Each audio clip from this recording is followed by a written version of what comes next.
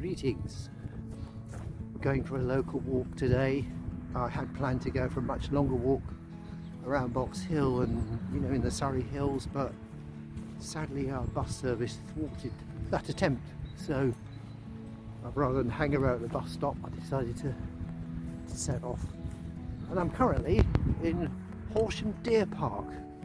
Yep, Horsham has a deer park, but sadly there aren't any deers.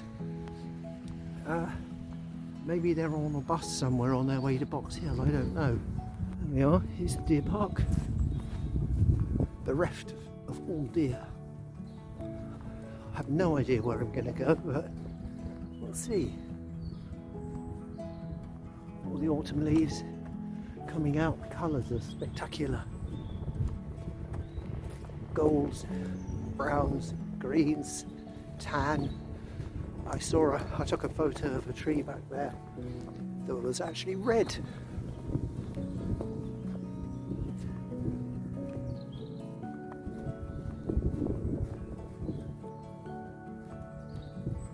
Watering hole here, all the local buffalo. Ooh, well trampled.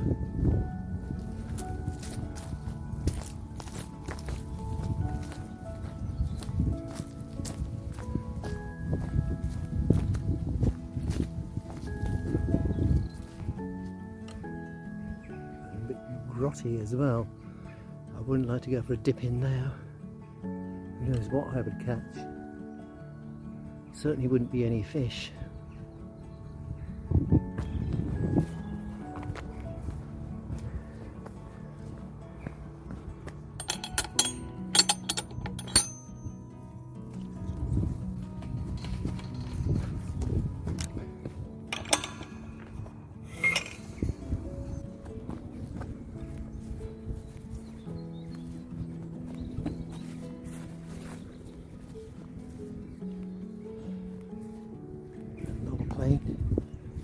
Destined for warmer climes.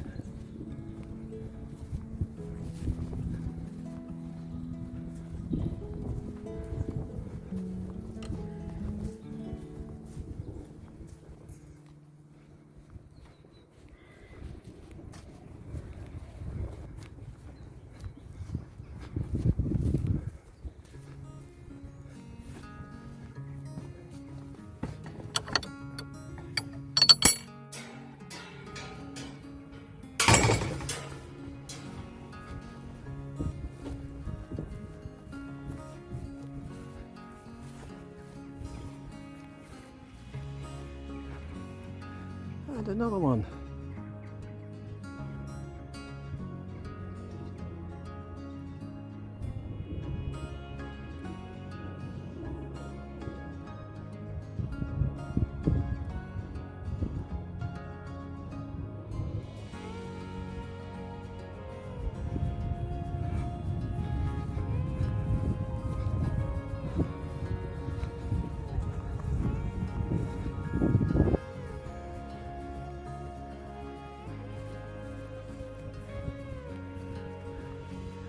Plane spotting, latest hobby.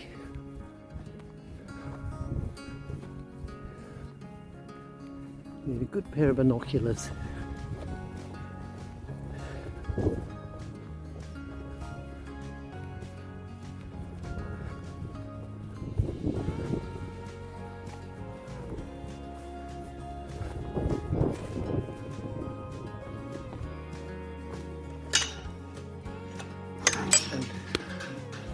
This is turning into gate spotting video.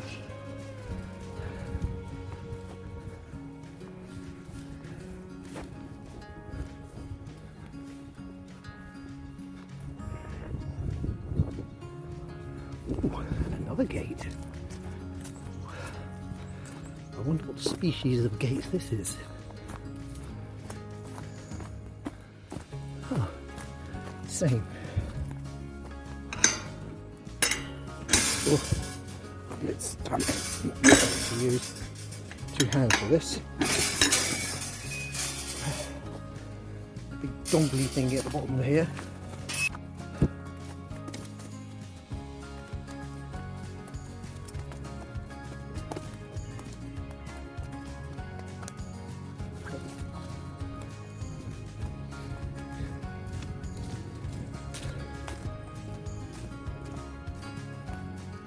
if I ever do make a video about wild camping and bush survival, this is probably one of my spots. Well away from people, not very many people come along this path, dog walkers maybe, and there's a little hill just over there, a little dip that would be quite secluded.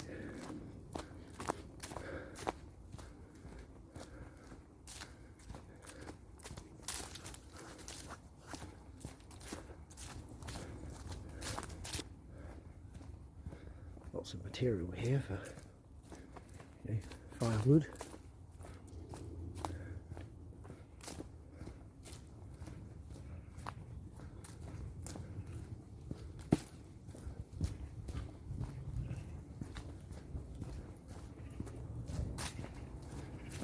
So this is a likely location, good one. It's somewhere flat, away from widowmakers as they call them. Trees that are about to come down, leaning precariously.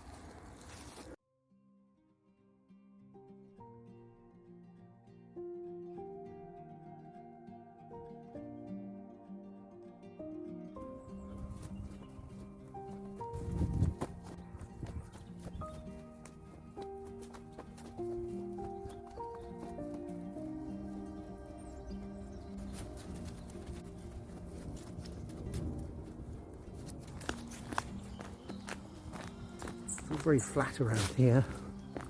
I'm really hankering for the bite you get on your thighs and calves when you're climbing. You know, so soon after Kilimanjaro and then the Pyrenees, I really miss it. It's almost an addiction. I don't know what it is. They say that people who exercise regularly on the treadmill or whatever at gyms, they can become addicted because the endorphins that violent physical exercise releases. Yeah, it's a drug, essentially. But a natural one, at least. I'm sure it's good for you. It's just the psychological element that goes with it. You get all the physical benefits, and then you start really urging for more. And that's pretty much how I feel. I had hoped to go take a longer walk, probably which involved about 500 meters, 550 meters of upping and down, well, upping and then downing again, same amount. But alas, the bus has let me down, so I have to walk around here, which is, ooh, what's this? Which is pretty. But there's beauty in everything. You just have to look for it and stay positive. So it turned out to be a non-event, my planned walk today. Instead, I'm coming on this one, but I'm reaping all kinds of other benefits. I've taken lots of photos of macro, of little flowers and things, intensely coloured, which I should put up on the screen right now.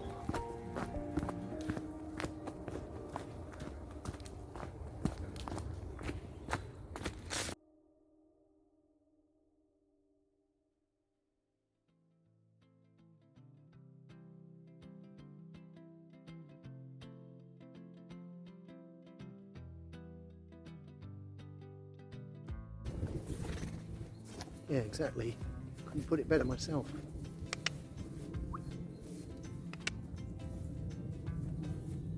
Oh, another frolic. There he goes. Oh, so good.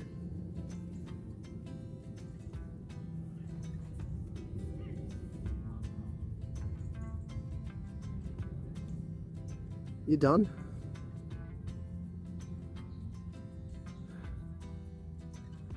Feel better?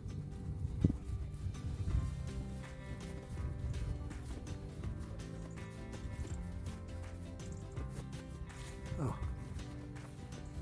turned out to be quite special.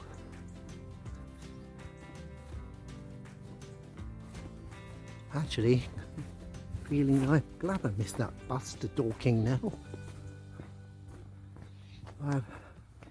I've now had more walking time as a result.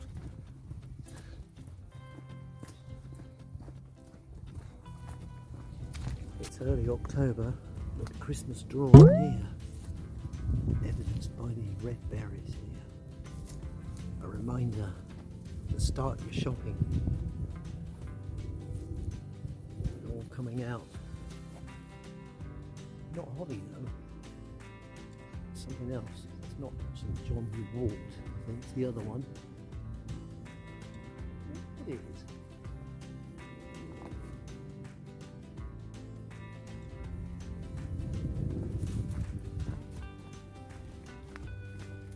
If you do, please leave a comment.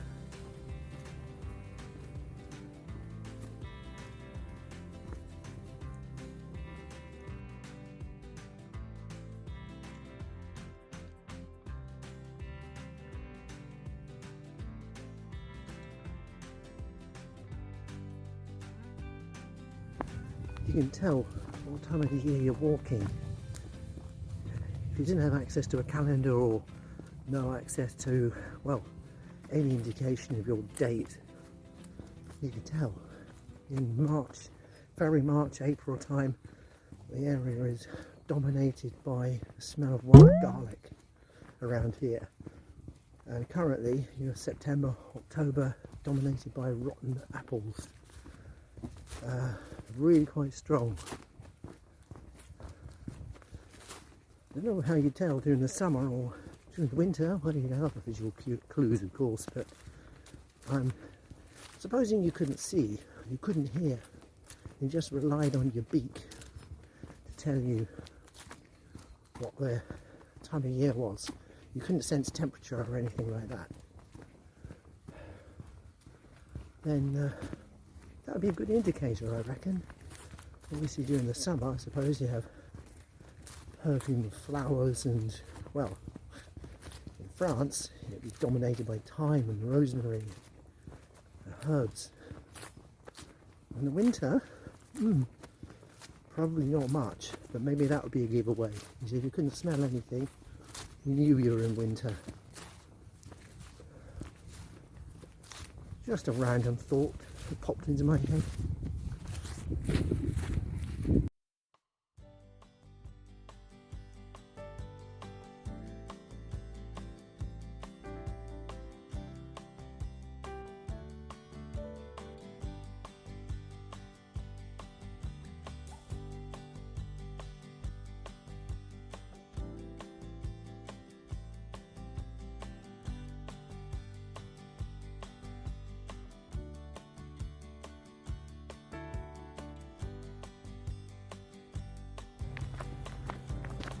Ah, another excellent spot for wild camping. Look at that. Perfect.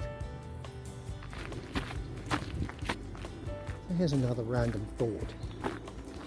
Earlier on, I asked whether you could tell what time of year you were in if you had only the sense of smell.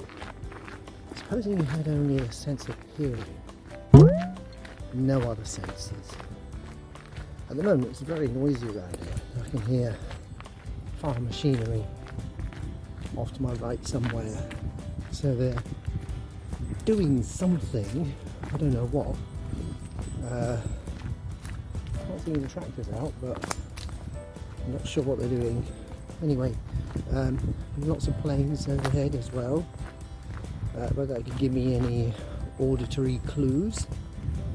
Bird song. I think you can hear it. Another possibility, but then I'm not particularly well clued up on bird song, so I wouldn't know. I think it would be a lot harder, particularly in relatively built-up areas like this. And I'm on the Downs Link at the moment, somewhere between Slimfold and Christ's Hospital.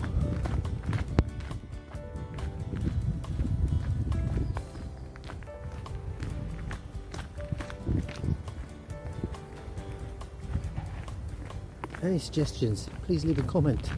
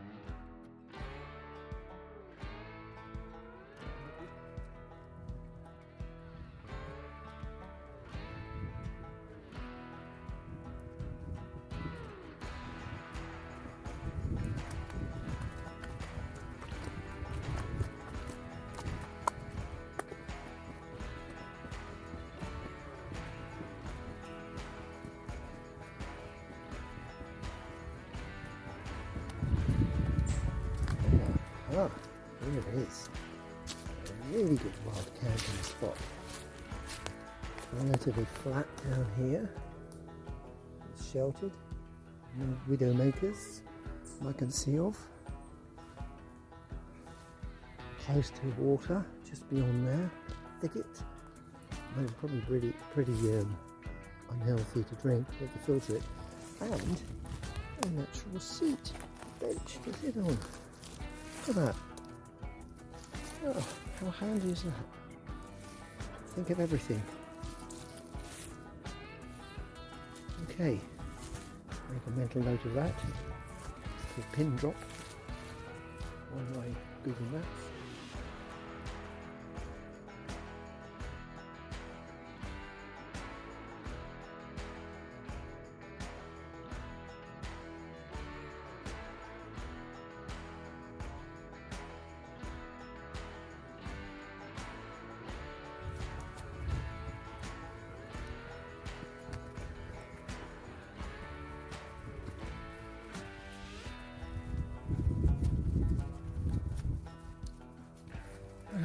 What you eat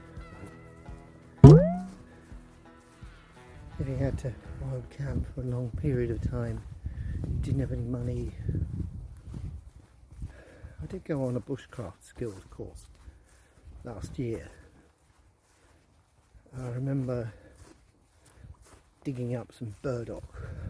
It was actually around about this time of year as well, and burdock was a good source of carb and tastes a little bit like very mild celery.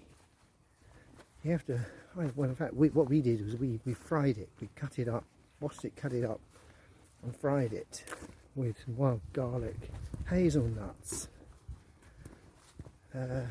chestnuts, and cooked those together. And we also got dandelion leaves as well and made some tea with that. Our guide caught some fish and I ended up being chef and ramming a stick through its jacksie and not through its gullet, and then sticking it over a fire and cooking it.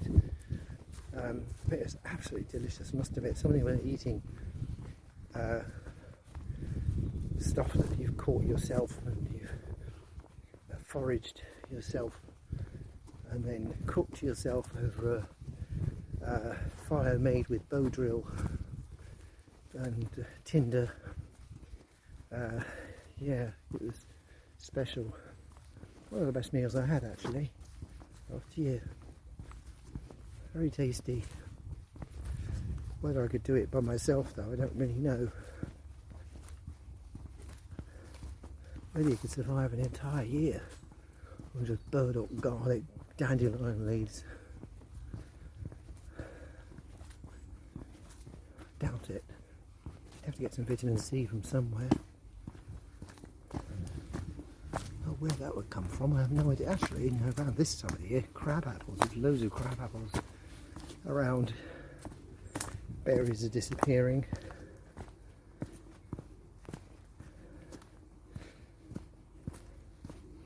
You have to know what you're doing. Oh yeah, actually found some wild mushrooms too, but that's something I'm not very confident in identifying myself. I wouldn't like to take the chance.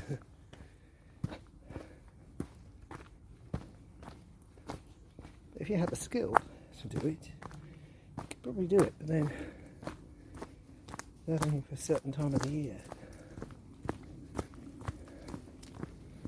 You probably have to set traps for things like rabbits and, well, always catch fish, I suppose. I know the stream off to my right there is teeming with fish.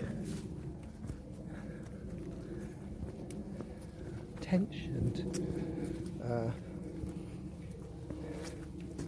I've got carp in there. Carp, I think, like still water.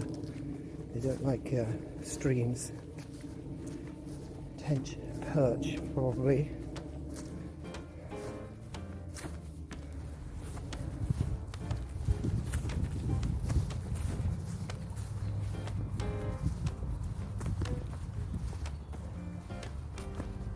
This is it. Almost home now.